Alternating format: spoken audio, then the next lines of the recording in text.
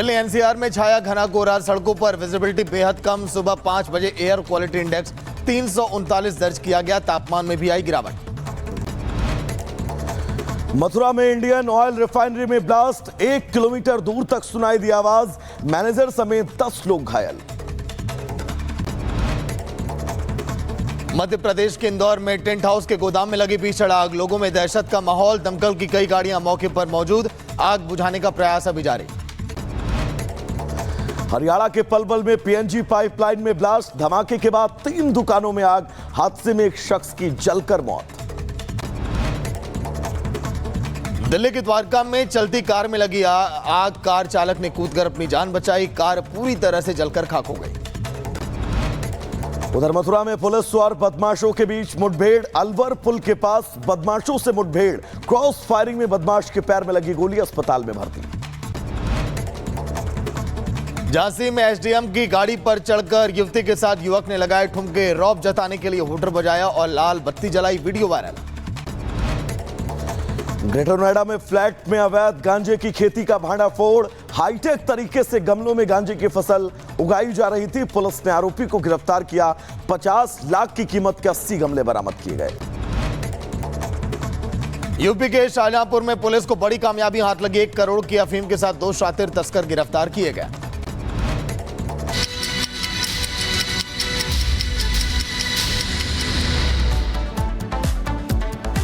आज जिन 5 सबसे अहम और बड़ी खबरों की बात करेंगे, वो 5 सबसे बड़ी खबरें हम आपको टीवी स्क्रीन पर दिखा रहे हैं। सबसे पहले झारखंड की 43 सीटों पर पहले चरण की वोटिंग होनी है। तैयारियां पूरी हैं। सुबह 7 बजते ही मतदान प्रक्रिया शुरू हो जाएगी। महाराष्ट्र में सीएम योगी, गृहमंत्री अमित शाह और प्रधानमंत्री नरेंद्र मोदी ने ताबड़तोड़ी रैली की और जमकर विपक्ष को घेरा। अवैध घुसपैठ पर बड़ी कार्रवाई को लेकर भी बड़ी खबर आपको बता दें, क्योंकि 17 ऐसे ठिकाने हैं जहां पर ईडी इस वक्त कार्रवाई कर रही है। तो वहीं अत्याचार पर जंग आर पार है।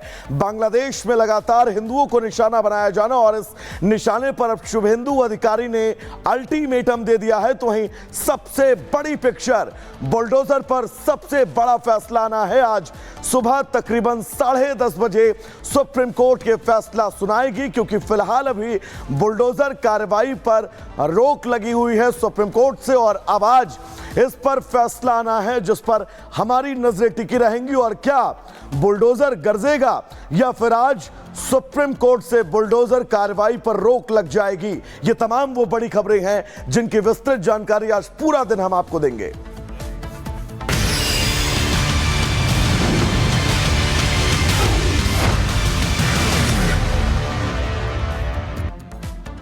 वहीं झारखंड का चुनावी रण अब पूरी तरह से सज चुका है। आज के दिन 43 विधानसभा सीटों में वोट डाले जाएंगे। 683 ऐसे उम्मीदवार जिनकी किस्मत आज ईवीएम में कैद होगी। झारखंड में चप्पे चप्पे पर आज सुरक्षा कर्मी तैनात है। पहले चरण का मतदान आज, दूसरे चरण में 38 सीटों पर वोट डाले जाएंगे। 5 जनवरी 2025 जब विधानसभा का कार्यकाल समाप्त होगा। 23 नवंबर वो तारीख जब नतीजे आएंगे। पोलिंग पार्टियां देखिए पहुंच चुकी हैं। अब से कुछ ही देर में वोटिंग की शुरुआत होगी।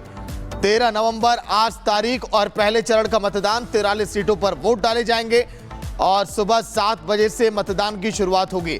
683 उम्मीदवारों की किस्मत दांव पर है। पूर्व सीएम चंपई सोरेन की भी आज किस्मत ईवीएम में कैद होगी। बहुत रोचक ये मुकाबला, एक तरफ जेएमएम गठबंधन तो एक तरफ एनडीए। 2 ये दिग्गज पार्टियां झारखंड के चुनावी रण में जो पूरी ताकत लगा रही हैं कि आखिर कैसे झारखंड में अपने किले को मजबूत किया जाए और सत्ता हासिल की जाए। क्योंकि कांग्रेस की बात करें चाहे बीजेपी की बात करें, चुनावी मौसम में लगातार ये दोनों पार्टियां एक दूसरे पर हमलावर भी दिखाई दी। बिल्कुल सागर, 43 झारखंड की ऐसी सीटें हैं जिन सीटों पर आज चुनाव होना है। लेकिन इन 43 सीटों में कई सीटें ऐसी हैं जिन पर सबकी नजरें बनी हुई हो। और इस कांटे की लड़ाई को लेकर सबसे बड़ी बात यह है कि ऐसी कौन कौन सी सीटें हैं जो झारखंड के इस चुनाव में सबसे महत्वपूर्ण हैं।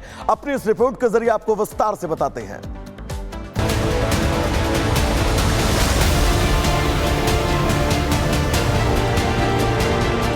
झारखंड में जंग का पहला पड़ाव,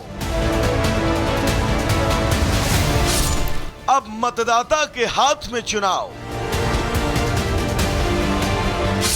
जाति कार्ड या फिर यूसीसी का दांव? किस पर कितना दबाव?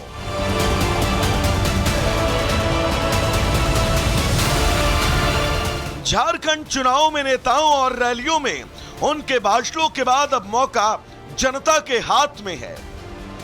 43 सीटों की आज जनता पार्टी प्रत्याशियों की किस्मत का फैसला करने वाली है। झारखंड में सीधी टक्कर यूपीए बनाम एनडीए के बीच है, जहां बीजेपी ने पूरे चुनाव में घुसपैठ के मुद्दे पर विपक्ष पर घेराव किया, तो वहीं भ्रष्टाचार के मुद्दे पर भी विपक्ष के सामने बीजेपी गठबंधन के सवालों का कोई ठोस जवाब नहीं था। वही बात अगर विपक्ष की करें तो विपक्ष ने सीबीआई और आईटी की छापेमारी को लेकर एनडीए गठबंधन पर हमला बोला। इन चुनावों में जहां तक वीआईपी सीटों की बात करें तो सरायकेला विधानसभा सीट पर दो बागी नेता आमने सामने हैं। पूर्व मुख्यमंत्री चंपई सोरेन झामुमो को छोड़कर भाजपा में शामिल हो चुके हैं, तो बीजेपी ने टिकट नहीं दिया तो बीजेपी को छोड़कर झामुमो में शामिल हो चुके हैं। जगन्नाथपुर सीट पर पूर्व मुख्यमंत्री मधु कोड़ा की पत्नी और बीजेपी के नेता गीता कोड़ा का मुकाबला कांग्रेस के टिकट पर चुनाव लड़ रहे सोनाराम सिंकू से है। लोहरदगा की सीट पर भी लड़ाई दिलचस्प है। यहां कुल 17 प्रत्याशी चुनावी मैदान में हैं। यहां आजसू की नीरू शांति भगत, कांग्रेस के डॉक्टर रामेश्वर, बहुजन समाज पार्टी के यशपाल भगत चुनावी मैदान में हैं। जमशेदपुर पश्चिम का मुकाबला भी कांटे का है। यहां जेडीयू उम्मीदवार सरयू राय का मुकाबला कांग्रेस के बन्ना गुप्ता से होगा। 2019 में सरयू राय ने इसी सीट से निर्दलीय उम्मीदवार के रूप में तत्कालीन सीएम रघुवर दास को हराया था, जबकि जमशेदपुर पूर्व में बीजेपी की पूर्णिमा साहू दास हैं, जो ओडिशा के राज्यपाल की बहू हैं। उनका मुकाबला पूर्व आईपीएस अधिकारी अजवाय के खिलाफ है, जो पहली बार चुनावी मैदान में है। वहीं पोटका से पूर्व मुख्यमंत्री अर्जुन मुंडा की पत्नी मीरा मुंडा जेएमएम के संजीव के खिलाफ चुनाव लड़ रही हैं। जहां पार्टियों के प्रत्याशियों के बीच कड़ा मुकाबला है, तो वहीं चुनाव आयोग के लिए भी ये चुनाव किसी मुकाबले से कम नहीं। आयोग ने सभी मतदान केंद्रों पर कड़ी निगरानी रखी है। कई बूथों पर मतदान अधिकारियों को पहुंचाने के लिए हेलीकॉप्टर तक की सुविधा है। साथ ही राजनीतिक पार्टियों के लिए भी